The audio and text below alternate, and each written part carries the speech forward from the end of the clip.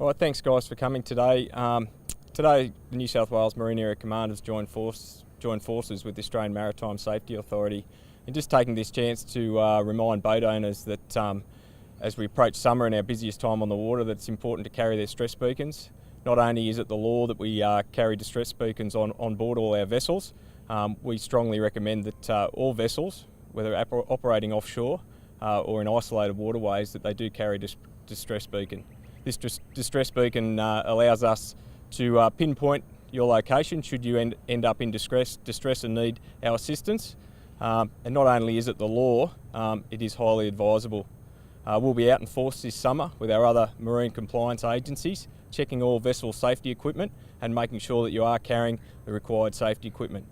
It is the law, and fines do apply if you do not carry a distress beacon. Australian Maritime Safety Authority recommends that everyone carries a distress beacon, and the most important message is to register the beacon with us.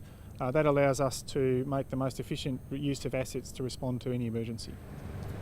So you've had some trouble with some old beacons, have you? We have, in the last 12 months in New South Wales, we had 300 distress beacon incidents.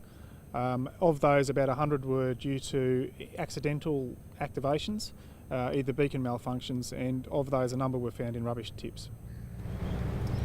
What kind of pressure does that put on you to have to, and your resources, have to respond to incidents over rubbish tips? The main concern we have is that it diverts resources away from an incident where they may be needed. So it may delay the response to someone who really is in distress, and that could have dire consequences. Can you just outline why it's important for people to register their beacons? Registration means as soon as a beacon is detected, the first point of contact is the beacon owner, and we'll try and determine whether the vessel is out on the water or people are out bushwalking. If we can't get through to them, there's a list of emergency contacts who we can call, and if they can provide us with information, we can get a really good response going for the people who may need it. Or we can confirm that they might be just accidentally washing the boat down and the beacon might have just turned on in the driveway, and we can solve the problem before we start assets going.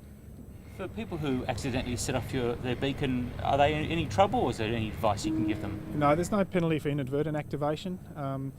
There's no penalty for inadvertent activation. It's just important at this time of year that all boat owners check all their safety equipment, distress beacons being one of them, and it's very important that not only do they have it on board, it's very important that that beacon is easily accessible in the time of need. Essentially, the beacon helps us save you. In your years of doing search and rescue operations, what's the reaction been like when you finally arrive upon a scene where someone's holding the beacon in your hands and you're there to help them? It's a lot of relief. We had one only last year where three men and their young child were rescued not far off Sydney Heads, clinging to an esky lid carrying their EPIRB. So if it hadn't have been for that EPIRB, we could have been looking for those people for days and may not have even found them. So that just goes to show, even close to a capital city, not far offshore, these beacons actually save lives. Do you often find that these beacons are something that people forget about it, just that they're typically trying to get out on the water? Is it something that people are checking actively, or do you find it's something that's overlooked? It is something I think that is overlooked from time to time. Unfortunately, a lot of safety equipment items are overlooked. People take for granted that because it was okay last summer, it's okay this summer. We encourage, as we approach summer, that everyone gets their safety gear out, has a look at it, checks it, knows where it's stowed, so that when they do go out, they may not utilise their boat too much over winter, so when they do go out in summer, they can get to it. And it's also important to remember people loan their boats to friends. If you're the owner of a vessel, the fines also apply to you if you don't have the correct safety equipment on your vessel. What's the typical cost to buy one, and do you think it's going to make a good Christmas present? Beacons range in price depending on their capability. We recommend you get a GPS beacon. These have a GPS chip in them. They range from about $300 upwards. Very simple, cheap insurance. They last between 5 and 10 years with their battery life. A fantastic piece to put in the Christmas stocking. As opposed to the older beacons which used to work on, I believe, radio signals, the newer style of beacons like your GPS-based beacon, how has that helped with increased search and rescue finding times? These digital beacons, particularly with a GPS chip, mean that in a very short period of time we can confirm the location down to about 120 metres accuracy, as opposed to the analogue beacons which can take up to 5 hours to actually confirm the position. Again, if you've got a registered beacon, that helps us a lot. We can respond even if we haven't got a position. We can get into the general area and home the source. But these ones pulse every 50 seconds to the satellites, which allows them to be a lot smaller, a lot easier to carry and a lot more accurate. So what would you say to people who have the older style beacons that want to upgrade to the newer ones? If you have an old analog 121.5 beacon, the satellites do not detect them at all, and responses are very hit and miss. So those beacons have not been detected for several years now.